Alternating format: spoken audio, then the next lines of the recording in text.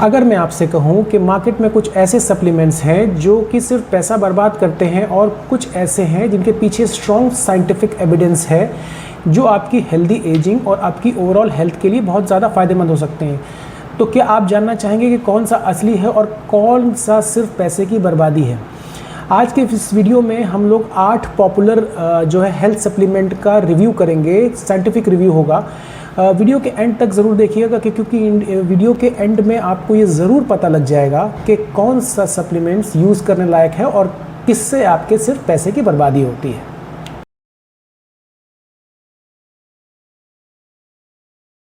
तो नमस्कार दोस्तों, मेरा नाम डॉक्टर अभिषेक कृष्णा है और आज हम बात करेंगे इन सप्लीमेंट्स के बारे में। तो देखिए, मार्केट हर साल एंटी एजिंग सप्लीमेंट्स के नाम पे मार्केट में बिलियंस ऑफ डॉलर्स का आजकल मार्केट हो चुका है इसका। सोशल मीडिया पे हर दूसरा इन्फ्लुएंसर जो है वो किसी न किसी कैप्सूल का आपको प्रचार करता हुआ मिल जाएगा और वो सोल्यूशन बताएगा। लेकिन साइंस क्या कहती है? आज के इस वीडियो में हम सिर्फ साइंस की बातें करेंगे। तो चलिए फिर शुरू करते हैं। तो नंबर 1 पे आता है जी हमारा विटामिन डी। विटामिन डी जो होता है वो सिर्फ हड्डियों के लिए नहीं होता है, जैसा कि बहुत सारे लोग ये सोचते हैं। इसका रोल इम्यूनिटी में होता है, मसल में होता है और ओवरऑल हेल्थ में भी होता है। अगर किसी विटामिन डी की डेफिशिएंसी है तो उसको वीकनेस हो सकती है, उसको मसल में पेन हो सकता है, फ्रीक्वेंट फ्रैक्चर्स हो सकते हैं और जो है हार्ट हेल्थ में भी ये थोड़ा बहुत काम करता है। अगर विटामिन डी का लेवल अगर आपका नॉर्मल है तो एक्स्ट्रा लेने का कोई भी मतलब नहीं है। इससे जो है लाइफ स्पैन बढ़ने का भी कोई खास प्रूफ नहीं मिला है। तो ये जो बॉटम लाइन आपकी ये कहती है कि डिफिशिएंसी पहले चेक कराइए और उसके बाद अगर आपकी डिफिशिएंसी निकल रही हो उसके बाद ही आप उसको देखिए।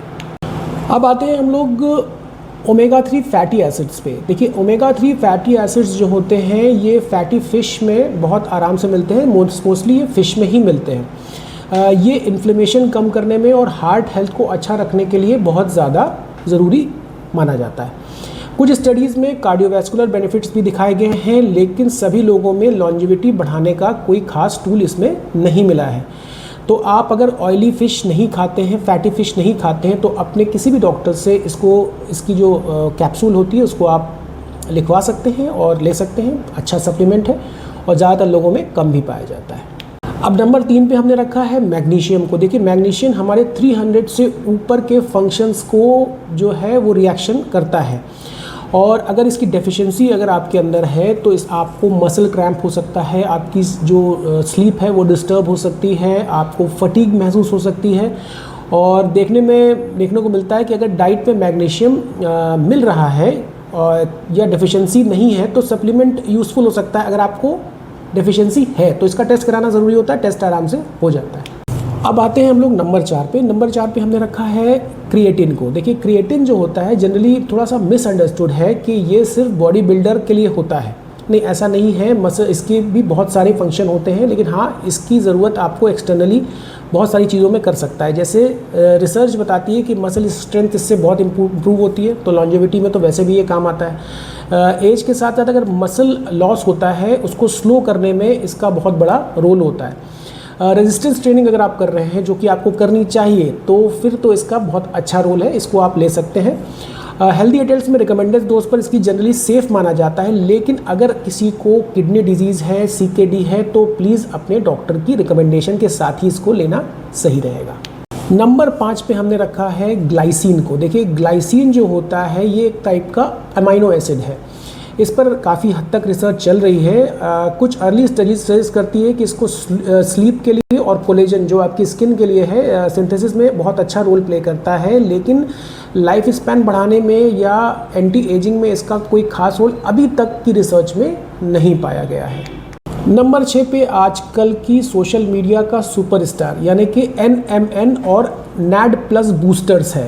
ये आजकल बहुत ट्रेंडिंग में है। आजकल सोशल मीडिया का बहुत सारे इन्फ्लुएंसर जो हैं वो इसके बारे में बात करते हैं। एनिमल स्टडीज़ में इसका कुछ प्रॉमिसिंग रिजल्ट मिला है आपकी एंटी एजिंग में, लेकिन अभी ह्यूमन के ऊपर बहुत ज़्यादा क्लियर एविडेंस नहीं है कि इसका एंटी एजिंग पे या लॉन्जिटिविटी के किसी भी चीज़ में कोई खास असर होता है। इसलिए अभी इसको मिरेकल सप्लीमेंट समझना मुझे नहीं लगता है कि ठीक होगा। नंबर 7 पे आता है आपका रेस्वेट्रॉल। अब एक समय ऐसा था जब रेस्वेट्रॉल को एंटी एजिंग का सुपरस्टार माना जाता था, लेकिन ह्यूमन स्टडीज़ में अभी तक कोई कंसिस्टेंट बेनिफिट्स इसके हमको देखने को नहीं मिले हैं। तो मार्केटिंग बहुत है लेकिन साइंस नहीं, तो इसको अभी हम बहुत ज़्यादा कंसिडर नहीं कर सकते, कोई फ़ायदा नहीं है इसका लेने से। अब आता है हमारा सबका प्यारा प्रोटीन, लेकिन ये एक सबसे ज़्यादा अंडररेटेड सप्लीमेंट है जी। आगे बढ़ने से पहले आप अगर देखें तो मसल लॉस तो नेचुरल है, हर किसी के एज के साथ साथ आपका जो मसल लॉस होता है, लेकिन प्रोटीन अकेला ऐसा सप्लीमेंट है जो इसको रोक सकता है। और ओल्ड एज में या लॉन्जिविटी में मुझे लगता है कि प्रोटीन से अच्छा तो कोई चीज़ है ही नहीं, और सबसे ज़्यादा अगर कोई निगलेक्टेड है तो वो है। और अगर आप मसल ट्रेनिंग या स्ट्रेंथ ट्रेनिंग कर रहे हैं, रेजिस्टेंट ट्रेनिंग कर रहे हैं, तो रिकवरी में इससे अच्छा कुछ नहीं है। ओल्ड एज में सबसे ज़्यादा इंपॉर्टेंट होता है आपकी मसल्स। अगर मसल्स अच्छी रहेंगी तो सब कुछ अच्छा रहेगा। और ये याद रखिएगा, हार्ट भी आपकी एक तरह की मसल ही होती है। तो प्रोटीन जो होता है एंटी एजिंग का बहुत बड़ा कारण होता है, आपके लिए बहुत अच्छी चीज़ है। बहुत सारे लोग जो है हमने देखा है कि मार्केट में और सब चीज़ें लेते रहते हैं, काफ़ी फैंसी सप्लीमेंट्स लेते हैं, लेकिन वो प्रोटीन एडिक्वेट नहीं लेते हैं। तो ये आप मान के चलिए कि सबसे अच्छा अगर कोई सप्लीमेंट है तो प्रोटीन ही है। तो प्लीज़ इसको लेना कंसिडर करें। अब आते हैं हम लोग अपने फाइनल वर्डिक्ट में। देखिए, फाइनल वर्डिक्ट के हिसाब से अगर मुझे रैंकिंग करनी हो तो मैं नंबर 1 पे रखूँगा प्रोटीन को, क्योंकि सबसे ज़्यादा इंपॉर्टेंट है, मसल रिकवरी में सबसे ज़्यादा हेल्प करता है। उसके बाद मैं क्रिएटिन को रखूँगा। क्रिएटिन जो होता है वो सेलेक्टेड एडल्ट्स के लिए है जो रेजिस्टेंस ट्रेनिंग करते हैं, लेकिन नॉर्मली भी अगर आप थोड़ा बहुत रनिंग करते हैं, कुछ करते हैं, तो उनके लिए भी अच्छा है। विटामिन डी केवल उन लोगों के लिए ज़्यादा अच्छा है जिनकी कमी हो विटामिन डी की, उनके लिए अच्छा है अगर आपके उसमें आया हो। ओमेगा 3 ज़्यादातर लोगों के कम होता है, आप बिल्कुल उसको ईजिली ले सकते हैं। और जिन सप्लीमेंट में ह्यूमन अभी और ज़्यादा रिसर्च की ज़रूरत है और एक्सटेंसिव रिसर्च की ज़रूरत है जिससे आगे वो अपने आप को प्रूव कर पाएँ, उनमें एक जो सप्लीमेंट हमने रखा है वो है NMN, रेस्वेट्रॉल और ग्लाइसिन। लेकिन एक चीज़ याद रखिएगा कि ये सारे सप्लीमेंट्स एक तरफ हैं, अच्छी स्लीप, रेजिस्टेंट ट्रेनिंग और अच्छा बैलेंस डाइट, और स्मोकिंग और ड्रिंकिंग से दूर रहेंगे तो एंटी एजिंग ऑटोमेटिकली होती रहेगी। तो ये ज़्यादा इंपॉर्टेंट है रादर देन एनी सप्लीमेंट। ऐसा नहीं हो सकता है कि आपने सप्लीमेंट लिया साथ में आपने ये भी लेना शुरू कर दिया। ये सारी हैबिट अगर आपकी हैं तो कभी भी आपको एंटी एजिंग का फ़ायदा नहीं मिलेगा। अगर आप एजिंग पे, लॉन्जिविटी पे health based, science based video देखना चाहते हैं तो मेरे चैनल को लाइक, शेयर और सब्सक्राइब करना बिल्कुल भी ना भूलें। और कमेंट सेक्शन में ये ज़रूर बताइएगा कि जितने सप्लीमेंट्स मैंने यहाँ डिस्कस किए, इनमें से क्या इनके बारे में आप जानते थे या इनमें से कोई आप ले रहे थे, प्लीज़ कमेंट में ज़रूर बताइएगा। और अगली वीडियो में हम बात करेंगे बायोलॉजिकल एज के बारे में, क्या होती है और इसको घर बैठे बैठे आप कैसे इम्प्रूव कर सकते हैं सिर्फ छोटे मोटे कदम से। तो मिलते हैं अपने नेक्स्ट इन्फॉर्मेटिव वीडियो में। जय हिंद, नमस्कार।